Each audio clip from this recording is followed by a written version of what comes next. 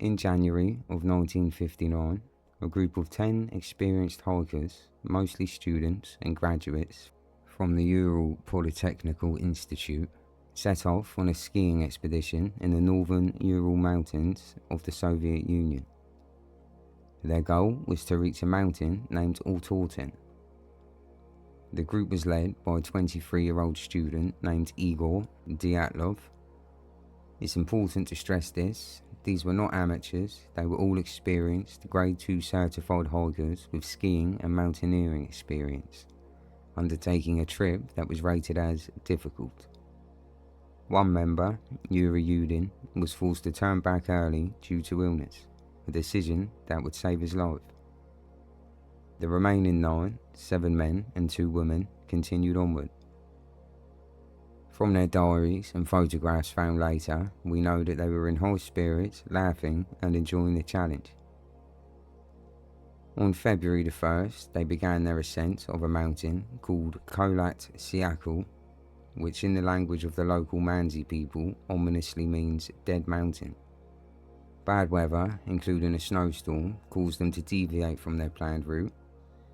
They made the fatal decision to set up camp for the night on the exposed slope of the mountain. They were never seen alive again.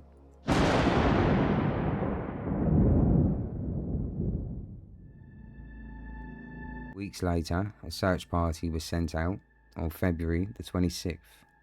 They found the group's tent, and this is where the mystery begins.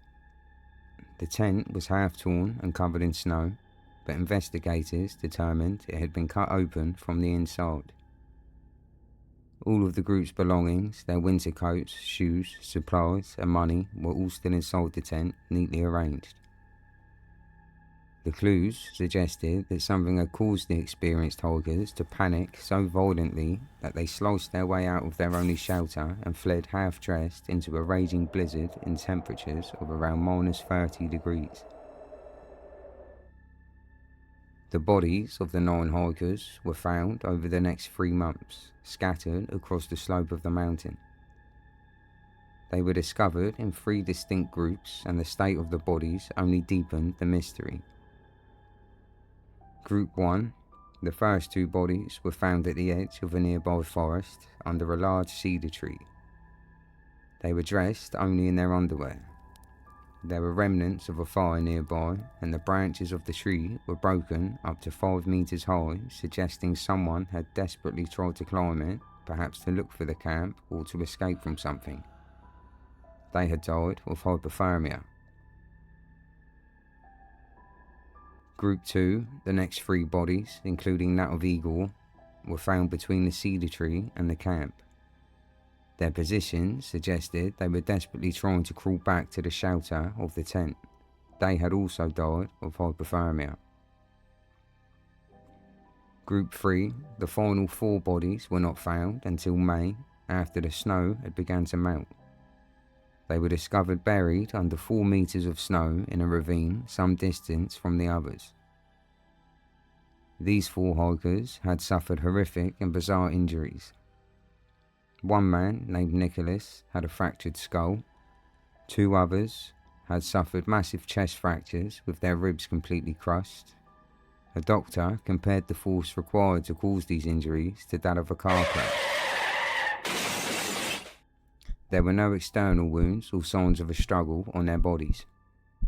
It was as if they had been crushed by an immense invisible pressure. Most bizarrely of all, somebody called this name on screen, because I cannot pronounce it, was missing her tongue, eyes and part of her lips. The final investigation only added more strange clues. Several of the hikers' items of clothing were found to contain high levels of radiation.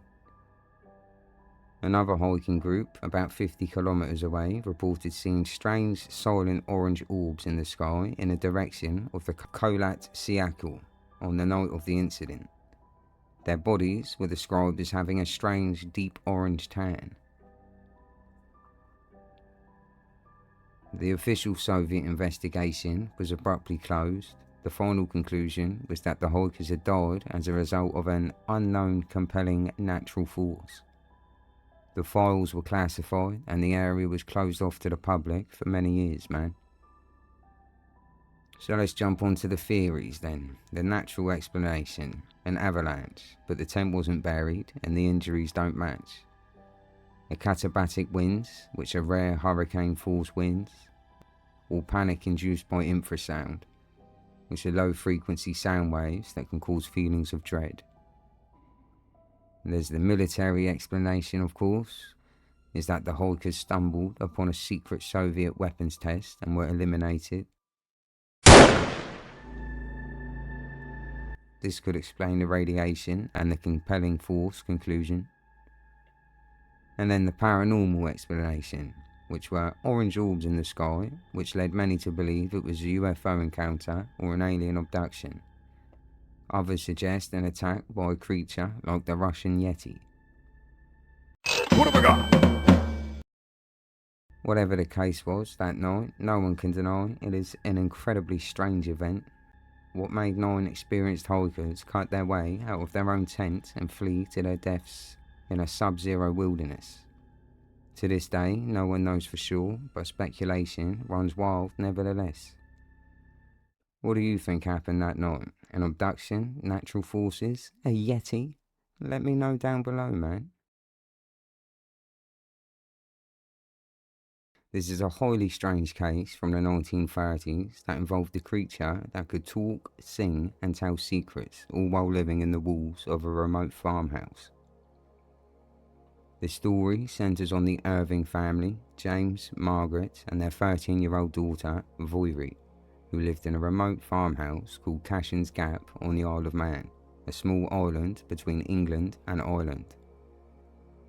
In September 1931, the family began hearing strange scratching, rustling and barking sounds coming from within the walls of their isolated home. At first, they had assumed it was a rat or a stoat. James Irving, a practical man, set traps but caught nothing. Soon, the strange noises evolved. The family reported hearing gurgling sounds that then began to mimic words, like a baby learning to speak. Over a few weeks, this voice developed into clear speech with an astoundingly large vocabulary. When asked what it was, the voice claimed it was a mongoose. He said his name was Gef, and that he was born in New Delhi, India in 1852. Gef described himself as being the size of a small rat with yellowish fur and a bushy tail. He was rarely seen clearly, but would live in the walls and communicate constantly with the family, especially with the daughter, Voiri. This is where the case goes from a weird animal story to a full-blown paranormal event. The family and later other witnesses claimed Gef could speak multiple languages. He could speak English fluently and was reported to have spoken phrases in Russian, Spanish, Welsh and other languages he claimed to have picked up from listening to people. He had a high-pitched singing voice, which he used to sing and recite nursery rhymes. Gef would allegedly travel around the local area, hidden from sight, and return with gossip and secrets about the neighbours, which James Irving would later verify were true. The family claimed Gef would help them. He would wake them up on time, alert them to visitors coming up the path, and even said to kill rabbits for their dinner and leave them on the doorstep. Objects would mysteriously move around the house. Gef would sometimes throw small objects at the family from behind the walls to get their attention.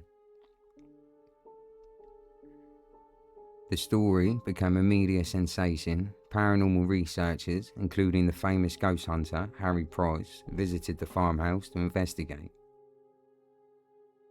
The evidence. While no one ever got a clear, undisputed photograph of Gef, they did collect some strange evidence. They found what were claimed to be his tiny paw prints in plasticine, and samples of his fur were collected, which were later identified as likely belonging to the family's sheepdog, Mona. The conclusion was investigators were baffled. They could find no evidence of a hoax. The family, particularly James Irving, seemed completely sincere and were not profiting from the story. Most investigators ruled out ventriloquism, as the voice would often be heard coming from a different part of the house to where the family members were. Harry Price himself concluded that the case was genuine and unexplainable, man. The family eventually sold the farmhouse in 1945. James Irving died shortly after. The new owner claimed to have shot and killed a strange mongoose-like creature. Voiri Irving, the daughter, said up until her death in 2005, maintained that Gef was real, but grew tired of the publicity and rarely spoke of him. So I'll leave the question to you, man. What was Gef? A poltergeist? A strange, undiscovered animal with the ability to mimic human speech? Was it a shared psychological event in an isolated family? Or, as Gef himself claimed, just an extra clever mongoose? Let me know your thoughts below, and until next time, take care, man, and stay chillin'.